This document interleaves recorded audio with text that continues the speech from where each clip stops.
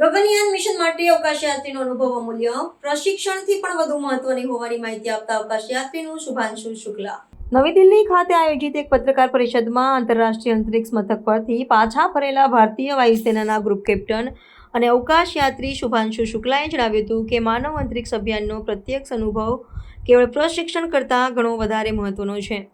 તેમણે સ્પષ્ટ કર્યું કે આંતરરાષ્ટ્રીય મિશન દરમિયાન મેળવેલી અમૂલ્ય જાણકારી અને આંતરસૂઝ ભારતના સ્વદેશી ગગનયાન મિશન અને ભવિષ્યના ભારતીય અંતરિક્ષ મથક માટે અત્યંત નિર્ણાયક સાબિત થશે.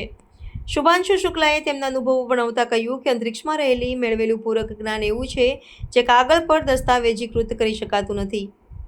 એક્સિયોમ 4 મિશનના ભાગરૂપે તેમણે જે પ્રાયોગિક જ્ઞાન મેળવ્યું છે તે ભારતના પોતાના અવકાશયાત્રીઓને અંતરિક્ષમાં મોકલવાની તૈયારીઓમાં ચાવીરૂપ ભૂમિકા ભજવશે.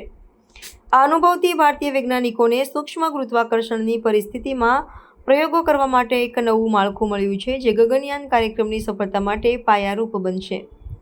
આ મિશનના અનુભવો ભારતના લાંબા ગાળાના અંતરિક્ષ લક્ષ્યોને સાકાર કરવામાં મદદ કરશે, જેમાં 2035 સુધીમાં ભારતીય અંતરિક્ષ મથકની સ્થાપના અને 2040 સુધીમાં ચંદ્ર પર ભારતીય નાગરિકને ઉતારવાનો સમાવેશ થાય છે.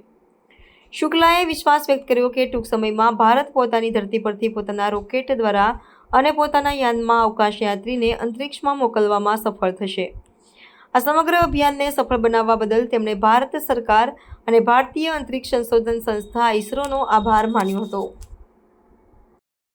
For the 2 weeks on the ISS, the work that we had, the job that we had was we had to perform the experiments that were conceived, developed, and realized by the Indian researchers, and also to perform STEM demonstrations and just capture photographs and videography to bring it back to you. So that was the primary job while we were up on their station.